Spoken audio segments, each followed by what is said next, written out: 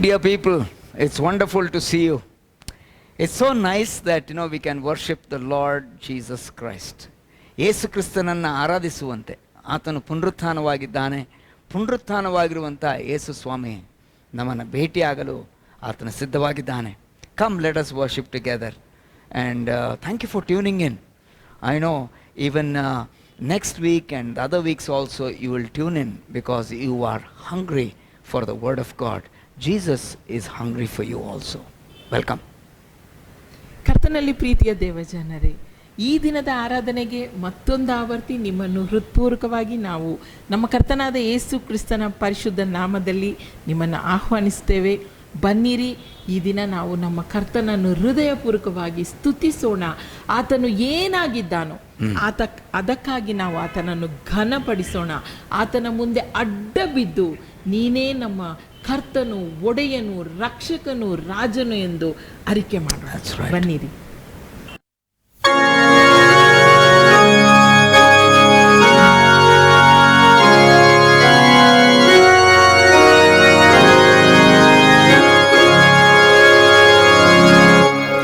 ಶುದ್ಧ ಶುದ್ಧ ಶುದ್ಧ ಸರ್ವಶಕ್ತ ದೇವ, ಹರ್ಷದಿಂದ ಹಾಡಿ ಕೊಂಡಾಡು ಮಾನವೇ. ಶುದ್ಧ ಶುದ್ಧ ಶುದ್ಧ ಕೃಪಾ ಪರಿಪೂರ್ಣ ಓ ತ್ರಿಯೇಕ ದೇವ, ಸ್ತುತಿ ನಿನಗೆ.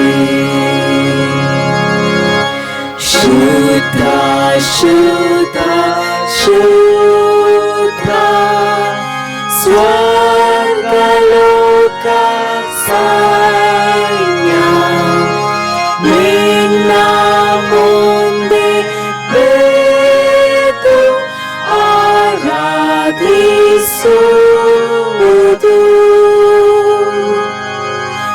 ನಾವು ಕೂಡ ಈಗ ಭಕ್ತಿ ಭಾವದಿ ರಾಗವನ್ನು ಎತ್ತಿ ಸ್ತುತಿಗೈದೆವು.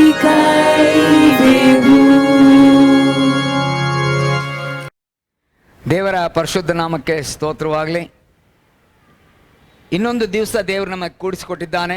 ಆತನನ್ನು ಆರಾಧಿಸುವಂತೆ ದೇವರು ಸಹಾಯ ಮಾಡಿದ್ದಾನೆ. ಇವತ್ತು ಈಗ ಆತನ ವಾಕ್ಯದಿಂದ, ಪರಿಶುದ್ಧ ಗ್ರಂಥದಿಂದ, ಸತ್ಯವೇದದಿಂದ ನಾವು ಈ ಸಂದೇಶವನ್ನು ಕೇಳಿಸ್ಕೊಳ್ಳೋಕ್ಕಿಂತ ಮುಂಚೆ ಬರೆದಿರುವಂಥ ಈ ಗ್ರಂಥವನ್ನು ಬರೆದಿರುವಂಥ ಪರಿಶುದ್ಧಾತ್ಮನ ಸಹಾಯಕ್ಕಾಗಿ ನಾವು ಬೇಡಿಕೊಳ್ಳೋಣ, ಪ್ರಾರ್ಥನೆ ಮಾಡೋಣ.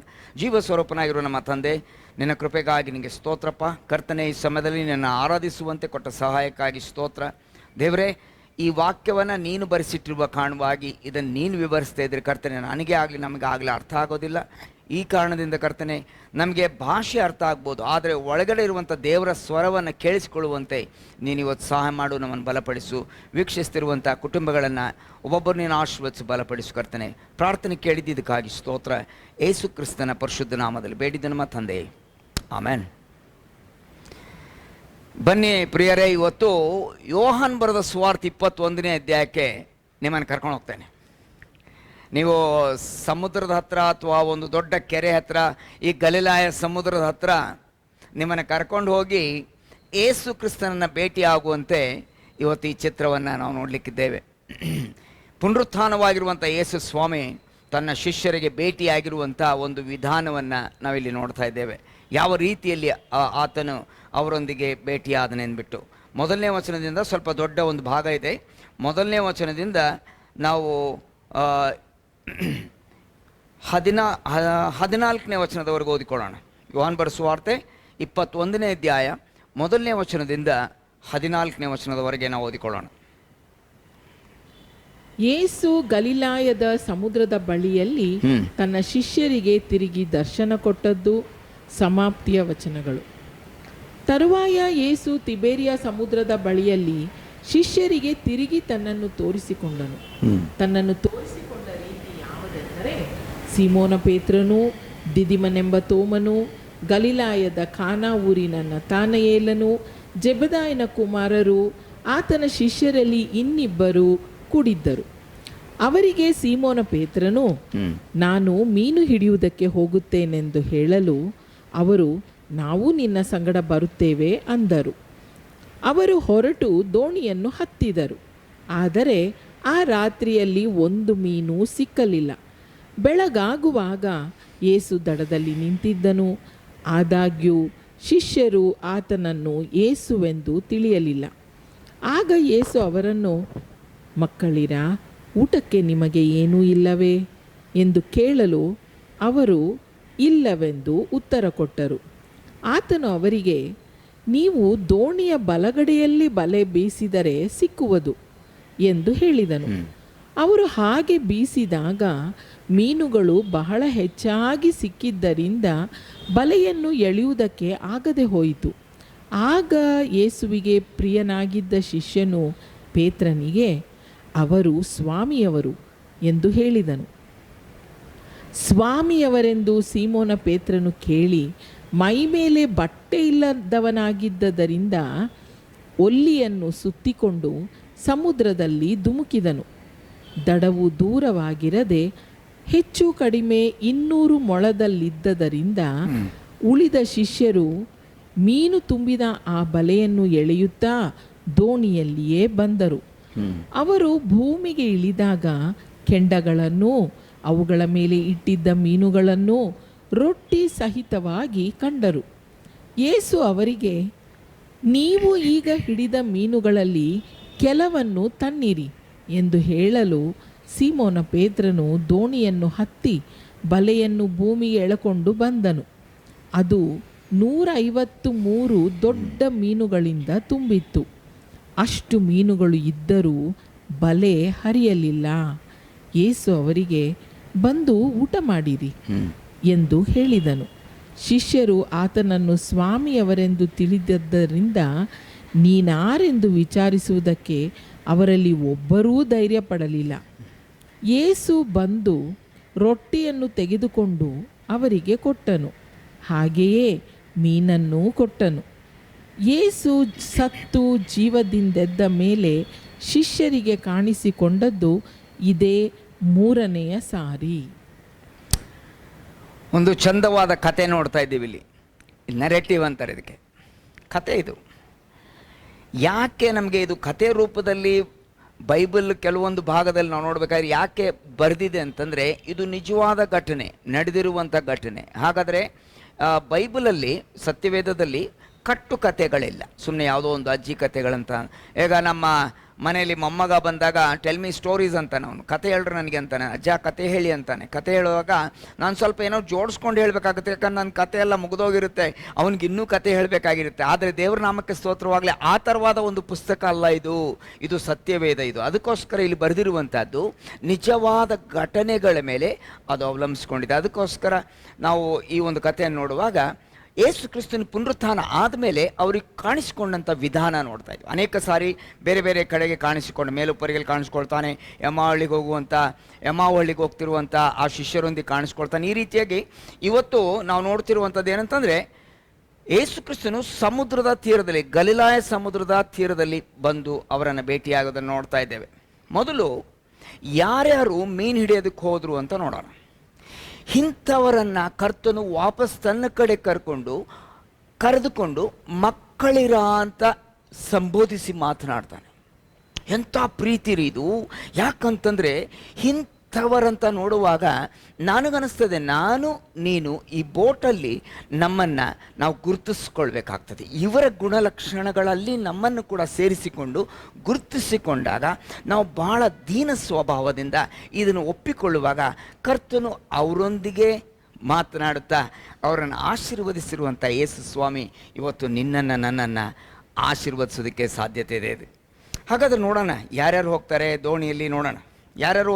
ಮೊದಲನೇವನು ಸೀಮೋನ್ ಪೇತ್ರನು. ಅಪ್ಪ, ಕೆಲವು ದಿನಗಳ ಹಿಂದೆ ಮತ್ತು ಬೇರೆ ಬೇರೆ ಸಮಯದಲ್ಲಿ ಏನೇನೋ ಮಾತಾಡಿರುವಂಥ ಪೇತ್ರನು ಈ ಕೆಲವು ದಿನಗಳ ಹಿಂದೆ ಯೇಸು ಹಿಡಿಯಲ್ಪಟ್ಟಂತಹ ರಾತ್ರಿಯಲ್ಲಿ ಮತ್ತು ಪಿಲಾತನ ಓಲಗದಲ್ಲಿದ್ದಾಗ ಪೇತ್ರನು ಯೇಸು ಸ್ವಾಮಿಯನ್ನು 3 ಸಾರಿ ಅಲ್ಲಗಳನ್ನೇನ್ಬಿಟ್ಟು ನಾವು ನೋಡ್ತೇವೆ. ಬಂಕಿದನು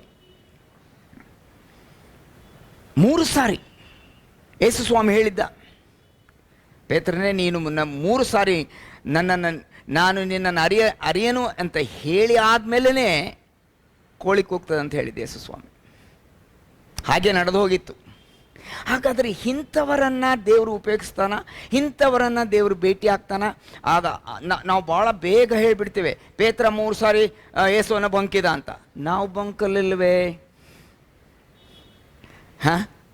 ನಾವು ಯಾರು ಆತನನ್ನು ಅಲ್ಲಗಳೆದಿಲ್ಲವೇ? ಅಲ್ಲಗಳಿದು ಹೇಗೆ ಅಂತಂದರೆ, ನಾವು ನಮ್ಮ ಕೆಲಸದಲ್ಲಾಗಲಿ ಅಥವಾ ಎಲ್ಲೋ ಕಾಲೇಜಲ್ಲಾಗಲಿ ಸ್ಕೂಲಲ್ಲಾಗಲಿ ಅಥವಾ ನಮ್ಮ ಮನೆ ಅಥವಾ ರಿಲೇಷನ್ಸ್ ಮಧ್ಯದಲ್ಲಿ ನಾವಿದ್ದಾಗ ಯೇಸು ಕ್ರಿಸ್ತನನ್ನು ತಿಳಿಯದೇ ಇರುವವರ ಹಾಗೆ ನಾವು ವರ್ತಿಸ್ತೇವೆ. ನಮ್ಮ ಭಾಷೆಗಳಲ್ಲಾಗ್ಬೋದು, ನಮ್ಮ ನಡೆ ನುಡಿಗಳಲ್ಲಾಗ್ಬೋದು, ನಾವು ಮಾತನಾಡುವಂಥ ವಿಷಯಗಳಲ್ಲಾಗ್ಬೋದು. ಅದು ಕೂಡ ಬಂಕದೇ. ಅದು ಕೂಡ ಒಂದು ರೀತಿಯಲ್ಲಿ ಯೇಸುವನ್ನು ಅಲ್ಲುಗಳದಾಗ ಆಗ್ತದೆ. ಆದರೆ ದೇವ್ರ ನಾಮಕ್ಕೆ ಸ್ತೋತ್ರವಾಗಲಿ. ಪೇತ್ರನು ಏನಂತಾನಿಲ್ಲಿ, ಪೇತ್ರನು ಆ ದೋಣಿಯಲ್ಲಿದ್ದಾನೆ. ಅವನ ಗುಣಲಕ್ಷಣ ನಮ್ಮ ಗುಣಲಕ್ಷಣ ಕೂಡ ಆಗಿದೆ ಅಂದರೆ, ಹಾಗಾದರೆ ಅವತ್ತು ಪೇತ್ರನನ್ನು ಭೇಟಿಯಾದಂಥ ಯೇಸು ಸ್ವಾಮಿ ಇವತ್ತು ನಮ್ಮನ್ನು ಭೇಟಿ ಆಗ್ತಾನೆ, ಪ್ರಿಯ ಸಹೋದರ ಸಹೋದರಿ. ಆಮೇಲೆ ಎರಡನೇವನು ಯಾರು? ತೋಮನು. ತೋಮ. 2 ಸಂಗತಿ ಹೇಳ್ತೀನಿ ನಾನು. ತೋಮನು ಇನ್ಫ್ಯಾಕ್ಟ್ ಚರಿತ್ರೆ ಹೀಗೆ ಹೇಳ್ತಿದೆ, ನಮ್ಮ ದೇಶಕ್ಕೆ ತೋಮನು ಬಂದು ನೆಂದ್ಬಿಟ್ಟು ನಾವು ನೋಡ್ತೇವೆ. ಅದು ಕೇರಳದ ಹತ್ರ ಬಂದು ಅಂದ್ಬಿಟ್ಟು ನಾವು ನೋಡ್ತೇವೆ.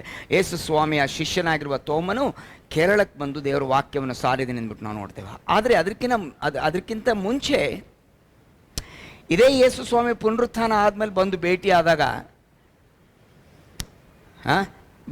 ಆದಾಗ ಏನು ಹೇಳ್ತಾನಂತಂದರೆ, ಬೇರೆಯವರೆಲ್ಲ ಹೇಳ್ತಾರೆ ನಾವು ಯೇಸುವನ್ನು ನೋಡಿದ್ವಿ, ಯೇಸು ಕ್ರಿಸ್ತನ ಬಂದ ಅಂತ. ಆಮೇಲೆ ಯೇಸು ಕ್ರಿಸ್ತನ ಪುನರುತ್ಥಾನ ಆಗಿದ್ದಾನಂತೆ ಶಿಷ್ಯರು ಹೇಳಿದಾಗ ಈ ತೋಮ ಏನಂದ್ರೆ, ನಾನಂತೂ ನಂಬೋದಿಲ್ಲಪ್ಪ, ನಾನೇ ನನ್ನ ಬೆರಳನ್ನು ಆತನ ಗಾಯದ ಗುರುತಿನಲ್ಲಿ ಹಾಕದೆ ನಾನು ನಂಬೋದಿಲ್ಲ ಅಂತ. ಅಂದರೆ ಯೇಸು ಕ್ರಿಸ್ತನನ್ನು ಒಂದು ರೀತಿಯಲ್ಲಿ ಸೈನ್ಸ್ ಲ್ಯಾಬಾರೇಟ್ರಿಗೆ ತೊಗೊಂಡೋಗಿ ಚೆಕ್ ಮಾಡೋನು ಇವನು. ಈ ರೀತಿಯಾಗಿ ಡೌಟ್ ಮಾಡಿದ್ದಾನೆ. ಯಾರನ್ನ? ಯೇಸು ಸ್ವಾಮಿಯ ಪುನರುತ್ಥಾನವನ್ನು ಡೌಟ್ ಮಾಡಿದ್ದಾನೆ, ಸಂಶಯ ಪಟ್ಟಿದ್ದಾನೆ. ಸಂಶಯ ಪಟ್ಟಿಲ್ವಾ? ನಾವು ಸಂಶಯ ಪಟ್ಟಿಲ್ವಾ ಒಂದೊಂದು ಸಾರಿ ಯೇಸು ಇದ್ದಾನೋ ಇಲ್ವೋ ಅಂತ? ಇದರಲ್ಲಿ ಕರ್ತನು ಯಾಕೆ ಸಹಾಯ ಮಾಡ್ತಿಲ್ಲ ಅಂತ ಒಂದೊಂದು ಸಾರಿ ನಾವು ಆ ರೀತಿಯಾಗಿ ಡೌಟ್ ಮಾಡಿದ್ದೇವೆ. ಇಲ್ಲ ಅಂತ ಅನ್ನಬಾರ್ದು. ಅದಕ್ಕೋಸ್ಕರ ಬಹಳ ಒಂದು ದಿನ ಸ್ವಭಾವದಲ್ಲಿ ಆ ಗುಣಗಳನ್ನು ನಮ್ಮಲ್ಲಿಯೂ ಇದೆ ಅಂತ ಒಪ್ಪಿಕೊಳ್ಳೋಣ ಇವತ್ತು. ಆದರೆ ಅದರಿಂದ ಬರುವಂಥ ಆಶೀರ್ವಾದಗಳು ಇವತ್ತು ನೋಡ್ರಿ, ಒಪ್ಪಿಕೊಂಡಾಗ ಕರ್ತನು ಅಲ್ಲಿ ಬರ್ತಾನೆ. ಮತ್ತು ಇನ್ನೂ ಕೆಲವರು ನೋಡೋಣ. ಯಾರು?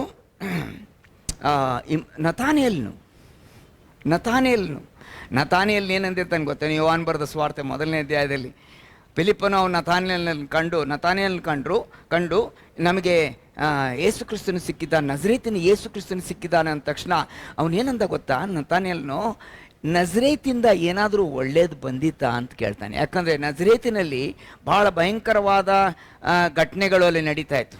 ಆ ಭಾಳ ಭಯಂಕರವಾದ ಘಟನೆಗಳೇನಂತಂದರೆ, ಅಲ್ಲಿ ರೋಮ್ ಸರ್ಕಾರದ ಸಿಪಾಯಿಗಳು ಮತ್ತು ಬೇರೆ ಬೇರೆ ಥರವಾದ ಜನರು ಅಲ್ಲಿ ಬಂದು ವಾಸವಾಗಿರುವಾಗ ಅಲ್ಲಿರುವಂಥ ಚರಿತ್ರೆ ಹೇಳ್ತದೆ, ಅಲ್ಲಿರುವಂಥ ಹೆಣ್ಣು ಮಕ್ಕಳನ್ನು ಅವರು ಕೆಡಿಸಿ ಒಂದು ರೀತಿಯಲ್ಲಿ ಆ ಥರವಾದ ಒಂದು ಸನ್ನಿವೇಶ ಅಲ್ಲಿ ನಡೆದು ಹೋಗಿತ್ತು. ಅದಕ್ಕೋಸ್ಕರ ನತಾನಿಯಲ್ ಹೇಳ್ತಾನೆ, ನಜರೇತಿನಿಂದ ಏನಾದರೂ ಒಳ್ಳೆಯದು ಬಂದಿತ್ತಾ ಅಂತ. ಆದರೆ ಅವನಿಗೆ ಗೊತ್ತಿಲ್ಲ, ನಜರೇತಿಂದ ಅತಿ ಶ್ರೇಷ್ಠವಾಗಿರುವಂಥ ಯೇಸು ಸ್ವಾಮಿ ಅಲ್ಲಿ ಬರ್ತಾನೆ ಅಂದ್ಬಿಟ್ಟು ನಾವು ನೋಡ್ತಾ ಇದ್ದೇವೆ. ಸರಿ, ಆ ರೀತಿಯಾಗಿ ಡೌಟ್ ಮಾಡಿದ್ದೇವೆ ಒಂದೊಂದು ಸಾರಿ. ಮತ್ತು ನೆಕ್ಸ್ಟ್ ಯಾರು? ಜಬಿದಾಯನ ಮಕ್ಕಳು ಯಾರ್ಯಾರು? ಯಾಕೋಬ ಮತ್ತು ಯೋಹಾನ. ಇವರೇನು ಮಾಡಿದರು ಅಂತಂದರೆ, ಇವ್ರದ್ದು ಒಂದು ಹಿಸ್ಟ್ರಿ ಇದೆ. ಏನಂತಂದರೆ, ಇವರು ಅವರ ತಾಯಿಯನ್ನು ಕರ್ಕೊಂಡು ಹೋಗಿ ಒಂದು ದಿವಸ ಯೇಸು ಸ್ವಾಮಿ ಒಂದು ಕಡೆ ಬೋಧನೆ ಮಾಡುವಾಗ ಒಂದು ಮನೆಯಲ್ಲಿದ್ದಾಗ ತಾಯಿಯನ್ನು ಕರ್ಕೊಂಡು ಹೋದ್ರು. ಯಾರು? ಯಾಕೋಬ ಮತ್ತು ಯೋಹಾನ ಅವರ ಅಮ್ಮ ಕರ್ಕೊಂಡು ಹೋಗಿ, ಅಮ್ಮ ನೀನು ಬಂದು ಒಂಚೂರು ಯೇಸು ಸ್ವಾಮಿಗೆ ಹೇಳು, ಸ್ವಲ್ಪ ಇನ್ಫ್ಲೂಯೆನ್ಸ್ ಮಾಡುವಂತ. ಏನು ಇನ್ಫ್ಲೂಯೆನ್ಸ್ ಮಾಡೋ? ಏನಂತಂದರೆ ಆಕೆ ಬಂದು ಕೇಳ್ತಾಳೆ ಅಂತಂದರೆ, ಯೇಸುವೆ ನನ್ನ ಇಬ್ಬರು ಈ ಗಂಡು ಮಕ್ಕಳಿದ್ದಾರಲ್ಲ, ನೀನು ರಾಜ್ಯವನ್ನು ಪಡೆದು ಬರುವಾಗ ಅಥವಾ ನಿನ್ನ ರಾಜ್ಯದಲ್ಲಿ ಕೂತ್ಕೊಳ್ಳುವಾಗ ನಿನ್ನ ಒಬ್ಬನ್ನ ಬಲಗಡೆ ಕೂರಿಸ್ಕೊ, ಒಬ್ಬನ್ನ ಎಡಗಡೆ ಕೂರಿಸ್ಕೊ ಅಂತ. ಏನ್ರಿ ಇದು ಅಂದರೆ, ಕೈಯನ್ನು ನಾವು ಟ್ವಿಸ್ಟ್ ಮಾಡಿದ್ದೇವ್ರೆ, ಇದನ್ನು ಮಾಡು ಅದನ್ನು ಮಾಡು ಅಂತ ಹೇಳಿಲ್ವಾ? ನಾವು ಮಾಡಿದ್ದೇವೆ. ಎಲ್ಲ ಗುಣಲಕ್ಷಣಗಳು ಅಲ್ಲಿ ಬಂದಿವೆ ನಮಗೆ. ಅದಕ್ಕೋಸ್ಕರ ಮತ್ತು ಇನ್ನೂ ಇಬ್ಬರು ಶಿಷ್ಯರಂತೆ, ಅವರು ಹೆಸರು ಕೊಟ್ಟಿಲ್ಲ, ಬಟ್ ಆದರೂ ಕೂಡ 7 ಜನ, ಟೋಟ್ಲಿ 7 ಜನ ಶಿಷ್ಯರು ಅವತ್ತು ಅಂದು ಆ ದೋಣಿಯನ್ನು ಹತ್ತಿ ಅವರು ಮೀನು ಬೇಟೆಗಾಗಿ ಹೋದರು. ಯಾರಿವರು? ಫಿಶರ್ಮೆನ್ ಇವರು. ನಾನೇ ಮೀನು ಹಿಡಿಯುವಂಥ ಬೆಸ್ತರಿವರು. ಅಲ್ಲೇ ಬೆತ್ಸಾಯ್ದ ಮತ್ತು ಬೇರೆ ಬೇರೆ ಕಡೆಗೆ ಅಲ್ಲೇ ಇತ್ತು ಮನೆ ಅವ್ರದ್ದು, ಅಲ್ಲೇ ಹುಟ್ಟಿ ಬೆಳೆದವರು ಅವರು. ಅವ್ರ ತಂದೆ, ಆಮೇಲೆ ಚರಿತ್ರೆ ಹೇಳ್ತಾರೆ, ಜಬಿದಾಯನು ಒಂದು ದೊಡ್ಡದೊಂದು ಫಿಶಿಂಗ್ ಒಂದು ಇಂಡಸ್ಟ್ರಿ ಇತ್ತಂತೆ, ದೊಡ್ಡದೊಂದು ಇಂಡಸ್ಟ್ರಿ ಇತ್ತಂತೆ. ಹೀಗೆ ನೋಡಬೇಕಾಗಿದ್ದರೆ ಅವರು ಹುಟ್ಟಿದಾಗಿಂದ ಬೆಸ್ತರೆ. ಆದರೆ ಈ ರಾತ್ರಿ ಭಾಳ ಸ್ಪೆಷಲ್ ಆಗಿತ್ತು. ಆ ಸ್ಪೆಷಾಲಿಟಿ ಏನಂತಂದರೆ, ಅವ್ರು ಹೇಳ್ತಾರೆ ಏನಂತಂದರೆ, ಅವರು ಏನಾಯ್ತಂದರೆ ಇಡೀ ರಾತ್ರಿ ಪ್ರಯಾಸಪಟ್ಟು ಒಂದು ಮೀನು ಸಿಕ್ಕಿಲ್ಲ ಅವ್ರಿಗೆ. ನೀವು ಅಂದ್ಕೊಳ್ಬೋದು ಇದು ಹೇಗಾಗಿರ್ಬೋದು ಅಂತ, ಏನಾಗಿರ್ಬೋದು ಅಂತ. ಇಡೀ ರಾತ್ರಿ ಪ್ರಯಾಸಪಟ್ಟು ಒಂದು ಮೀನು ಸಿಕ್ಕಿಲ್ಲ. ಇದರಲ್ಲಿ ಸ್ವಲ್ಪ ನಮಗೆ ಹೋಲಿಸ್ಕೋಬೋದಾ? ಇಡೀ ರಾತ್ರಿ ಪ್ರಯಾಸಪಟ್ಟು ಫೇಲ್ಯೂರ್ ಆಗಿಲ್ವಾ? ನಮಗೆ ಸೋಲುಗಳಾಗಿಲ್ವಾ? ಪ್ರಿಯ ಸಹೋದರ ಸಹೋದರಿ, ಯವನಸ್ಥ ಮಕ್ಕಳಿಗೆ ಕೇಳಿಸ್ಕೊಳ್ಳಿ, ಸೋಲುಗಳಾಗಿಲ್ವೇನ್ರಿ? ನಮಗೆ ಆಗಿದೆ. ನಿನ್ನ ವಿಷಯ ಗೊತ್ತಿಲ್ಲ, ನನಗೂ ಆಗಿದೆ. ಕೆಲವು ಸಾರಿ ಸೋಲುಗಳಾಗಿದೆ. ಯಾಕಪ್ಪ ಆಯಿತು ಅಂತ ನೋಡ್ತಾ ಇದ್ದೇವೆ. ಏನು, ಯಾವುದೋ ಒಂದು ಪರ್ಟಿಕ್ಯುಲರ್ ಸಬ್ಜೆಕ್ಟು, ಅದು ಯಾಕೋ ಕಷ್ಟವಾಗ್ತದೆ. ಎಷ್ಟೇ ಪ್ರಯತ್ನ ಪಟ್ಟರು ಆ ಮಾರ್ಕ್ ಬರ್ತಾ ಇಲ್ಲ, ಆ ರ್ಯಾಂಕ್ ಬರ್ತಾ ಇಲ್ಲ, ನಮಗೆ ಒಳ್ಳೆ ಕಾಲೇಜ್ ಸಿಗ್ತಾ ಇಲ್ಲ, ಒಳ್ಳೆ ಕಡೆ ಮದುವೆಗಳಾಗ್ತಾ ಇಲ್ಲ, ಬಿಸ್ನೆಸ್ ಸರಿ ಹೋಗ್ತಿಲ್ಲ, ಹಣಕಾಸಿನ ಲಾಸ್ ಆಗಿದೆ. ಇಂಥವ್ರ ಜೊತೆ ಪಾರ್ಟ್ನರ್ಶಿಪ್ ಮಾಡ್ಕೊಂಡು ಹಣ ಕಳ್ಕೊಂಡಿದ್ದೀವಿ ಇವತ್ತು. ಹೌದಾ? ಇಡೀ ರಾತ್ರಿ ಪ್ರಯಾಸಪಟ್ಟು ಒಂದು ಮೀನು ಸಿಗದೇ ಇದ್ದರೆ ಇನ್ನು ನೆಗೆಟಿವ್ ಫಿಗರಲ್ಲಿ ಹೋಗುತ್ತೆ. ಏನೋ ಪ್ರಾಫಿಟ್ ಆಗೋಕ್ಕಿಂತ ಲಾಸ್ ಹಾಕ್ಕೊಂಡು ಹೋಗ್ತಾ ಇರುತ್ತೆ ಬಿಸ್ನೆಸ್ಸು. ಅಂಥದ್ದಾಗಿದೆ. ಅದ್ರ ಜೊತೆಗೆ ಕೊರೋನಾ ಬೇರೆ. ಈ ಕೊರೋನಾದಿಂದ ಅನೇಕರಿಗೆ ಸಮಸ್ಯೆಗಳಾಗಿವೆ. ಆದರೆ ದೇವರ ನಾಮಕ್ಕೆ ಸ್ತೋತ್ರವಾಗಲಿ. ಗಲಿಲಾಯ ಸಮುದ್ರದ ತೀರದಲ್ಲಿ ನಿಂತಿರುವಂಥ ಯೇಸು ಸ್ವಾಮಿ ಇವತ್ತು ನಿನ್ನ ಹತ್ತಿರ ನಿಂತುಕೊಂಡು ನಮ್ಮ ಸಮಸ್ಯೆಗಳನ್ನು ಹೋಗಲಾಡಿಸ್ತಾ ಇದ್ದಾನೆ. ನಮ್ಮನ್ನು ಆತನು ಶುದ್ಧಪಡಿಸ್ತಾ ಇದ್ದಾನೆ. ಕರ್ತನ ನಾಮಕ್ಕೆ ಸ್ತೋತ್ರವಾಗಲಿ. ಅನೇಕರಿಗೆ ಹೆಲ್ತ್ ಕಳ್ಕೊಂಡಿದ್ದೀರಿ. ಹೆಲ್ತ್ ಎಷ್ಟು ಅಂದರೆ ಆರೋಗ್ಯ ಕಳ್ಕೊಂಡು ಕಂಗಾಲಾಗಿದ್ದೀರಿ. ಎಷ್ಟೋ ಹಣವನ್ನು ಆಸ್ಪತ್ರೆ ಕಟ್ಟಿದ್ದೀರಿ. ಏನೇನೆಲ್ಲ ಆಗೋಗಿದೆ. ಮತ್ತು ಎಲ್ಲದಕ್ಕಿಂತ ಮಿಗಿಲಾಗಿ ಆತ್ಮಿಕ ಜೀವನದಲ್ಲಿ ಕೂಡ ಕುಗ್ಗಿ ಹೋಗಿದ್ದಿ. ಅಂಥ ಪಾಪದಲ್ಲಿ ಇಂಥ ಪಾಪದಲ್ಲಿ ಫೇಲ್ಯೂರ್ ಆಗಿದ್ದಿ. ಹಿಂದೆ ಜಾರಿ ಹೋಗಿದ್ದಿ. ಜಾರಿ ಹೋದ್ಮೇಲೆ ಕರ್ತನು ಅವರನ್ನು ಅಲ್ಲೇ ಬಿಡದೆ ಅವರಿಗೆ ಏನಂತಾನಂತಂದರೆ, ಮಕ್ಕಳೇ ಏನು ಚಂದ ಕಳಿಬೇಕು. ಎಂಥವ್ರು ಇವರು? ಮಕ್ಕಳು. ಏನು ಸಂಬಂಧ ಬೆಳೆಸ್ಕೋತಾನ್ರಿ ಇಂಥವ್ರ ಜೊತೆಗೆ. ದೇವ್ರ ನಾಮಕ್ಕೆ ಸ್ತೋತ್ರವಾಗಲಿ. ನಿನ್ನ ಜೊತೆಗೆ ಇಂಥ ಸಂಬಂಧವನ್ನು ದೇವರು ಬೆಳೆಸ್ಕೊಳ್ಳೋದಕ್ಕೆ ಆತನು ಇಷ್ಟಪಟ್ಟಿದ್ದಾನೆ. ಮಕ್ಕಳೇ ಎಂದು ಕರೆದು ಕರ್ತನ ನಾಮಕ್ಕೆ ಸ್ತೋತ್ರವಾಗಿ ಯಾವುದು ಕೀರ್ತನೆ 35 ನನಗೆ ಜ್ಞಾಪಕ ಆಗ್ತದೆ. ಓದಿಕೊಳ್ಳೋಣ, ಅದನ್ನು ದಯವಿಟ್ಟು ಓದೋಣ. ಕೀರ್ತನೆ 30 ಮತ್ತು ಅದರ 5ನೇ ವಚನವನ್ನು ನಾವು ಓದಿಕೊಳ್ಳುವಾಗ ಹೀಗೆ ನಮ್ಗೆ ಗೊತ್ತಾಗ್ತದಂದರೆ, ಯೆಹೋವನ ಭಕ್ತರೇ ಆತನನ್ನು ಕೀರ್ತಿಸಿರಿ, ಆತನ ಪರಿಶುದ್ಧ ನಾಮವನ್ನು ಕೊಂಡಾಡಿರಿ. 35. ಆತನ ಕೋಪವು ಕ್ಷಣ ಮಾತ್ರವೇ, ಆತನ ಅನುಗ್ರಹವೋ ಜೀವಮಾನವೆಲ್ಲ ಇರುವುದು. ಸಂಜೆಗೆ ದುಃಖವೆಂಬುದು ಬಂದು ನಮ್ಮ ಬಳಿಯಲ್ಲಿ ಇಳಿದುಕೊಂಡರೂ, ಸಾಕು. ಸಂಜೆಗೆ ಅಂದರೆ ಸಾಯಂಕಾಲ ಅವರು ದೋಣಿ ತಗೊಂಡು ಸಮುದ್ರದ ಒಳಗೆ ಹೋಗುವಂಥ ಟೈಮ್ ಯಾವಾಗ ಗೊತ್ತಾ? ಸಂಜೆಗೆ ಏನಂತೆ ಓದೋಣ. ಸಂಜೆಗೆ ದುಃಖವೆಂಬುದು ಬಂದು ನಮ್ಮ ಬಳಿಯಲ್ಲಿ ಇಳಿದುಕೊಂಡರೂ ಮುಂಜಾನೆ ಹರ್ಷ ಧ್ವನಿಯು ಕೇಳಿಸುವುದು. ಹಲ್ಲೆಲೂಯ. ಮುಂಜಾನೆ ಹರ್ಷ ಧ್ವನಿ ಕೇಳಿಸುವುದು. ರಾತ್ರಿ ಎಲ್ಲ ಪ್ರಯಾಸಪಟ್ಟರು. ಪೇತ್ರ, ಯಾಕೋಬ, ಯೋಹಾನ, ಬೇರೆ ಬೋಟ್ನವರೆಲ್ಲ ಗೇಲಿ ಮಾಡಿರ್ಬೋದು ಅವ್ರಿಗೆ. ಅಯ್ಯೋ, ನೀವು ಆ ಒಂದು ಏಸು ಅಂತ ಅವ್ರು ಹಿಂದೆ ಹೋಗ್ಬಿಟ್ರಿ, ನೋಡಿ ಇವೆಲ್ಲ ಬಿಸ್ನೆಸ್ ಎಲ್ಲ ಲಾಸ್ ಆಗೋಯ್ತು, ಏನೇನೆಲ್ಲ ಅಂದಿರ್ಬೋದು. ಮೀನು ಹಿಡಿಯೋದೆಲ್ಲ ಪ್ರಾಕ್ಟೀಸ್ ಹೋಗ್ಬಿಟ್ಟಿದೆ ನಿಮಗೆ ಅಂತ. ಏನೋ ಪೇತ್ರ, ನೀನು ಏನೋ ಅಷ್ಟು ಸೀನಿಯರು, ನೀ ಎಷ್ಟೆಷ್ಟೆಲ್ಲ ಮೀನು ಹಿಡ್ಕೊಂಡು ಎಂತೆಂಥ ದೋಣಿ ಎಲ್ಲ ಹಿಡ್ಕೊಂಡು ಬರ್ತಾ ಇದ್ದೆ ನೀನು, ಏನೋ ಒಂದು ಮೀನು ಸಿಕ್ಕಿಲ್ವಾ? ಹಲೋ, ಒಂದು ಮೀನು ಸಿಕ್ಕಿಲ್ವೇನೋ? ಗೇಲಿ ಮಾಡಿರ್ಬೋದು, ನಿನ್ನ ಸ್ನೇಹಿತರು ಗೇಲಿ ಮಾಡಿರ್ಬೋದು, ನಿನ್ನ ಬಿಸ್ನೆಸ್ನ ಎಷ್ಟು ಚೆನ್ನಾಗಿರ್ತೀಯ ನೀನು, ಎಲ್ಲ ಗೊತ್ತು ನಿನಗೆ ಸೀಕ್ರೆಟ್ಸ್, ಹೆಂಗೆ ಮಾಡಬೇಕು, ಹೆಂಗೆ ಮಾಡಿದ್ರೆ ದುಡ್ಡು ಬರುತ್ತೆ ಅಂತ. ಆದರೂ ಗೇಲಿ ಅಂತೂ ಮಾಡಿದ್ದಾರೆ. ಆದರೆ ಇವತ್ತು ನಾವು ಕಲಿಬೇಕಾಗಿರುವಂಥ ಪಾಠ ಏನಂತಂದರೆ, ಮುಂಜಾನೆ ಏನಾಗ್ತದೆ, ಮುಂಜಾನೆ ಹರ್ಷಧ್ವನಿ.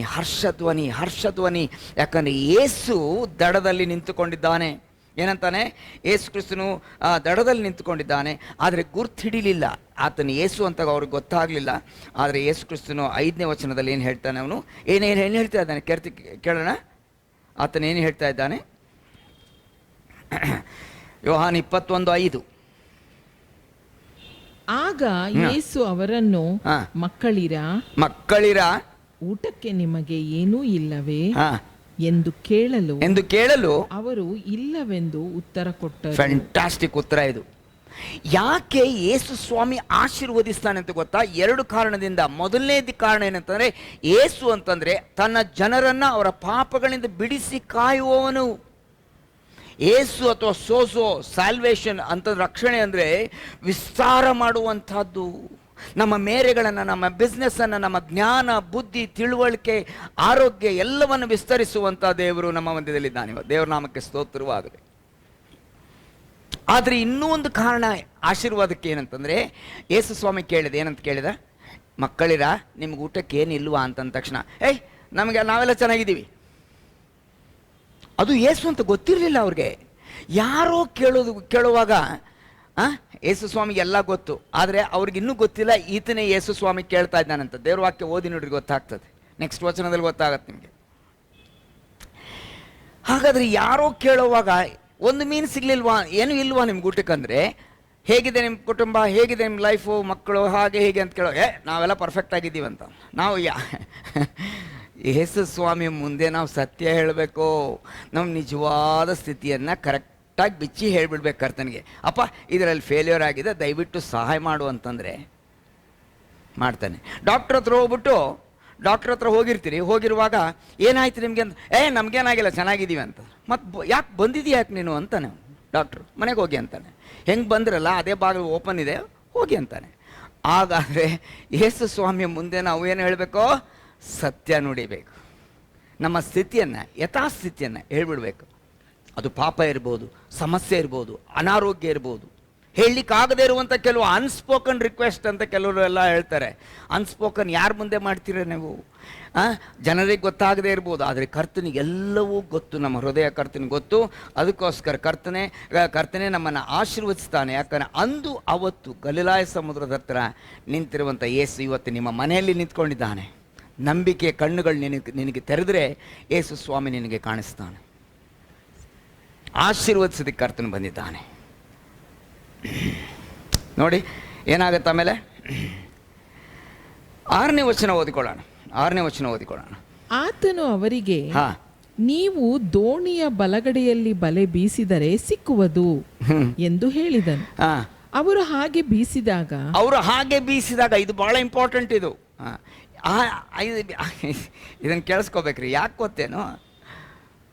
ಯಾರು ಇನ್ನೂ ಯೇಸು ಅಂತ ಗೊತ್ತಿಲ್ಲ ಅವ್ರಿಗೆ, ಯಾರೋ ಹೇಳಿದ ಮಾತು ಕೇಳ್ತಾ ಇದ್ದಾರೆ ಇವರು. ಎಷ್ಟು ನಯ ನಮ್ರತೆ ಇತ್ತು ಅವ್ರಿಗೆ ಅಂತಂದರೆ, ಅವ್ರಿಗೆ ಯೇಸು ಕ್ರಿಸ್ತನ ಗುಣಲಕ್ಷಣಗಳು ಕೂಡ ಬಂದುಬಿಟ್ಟಿದ್ವು.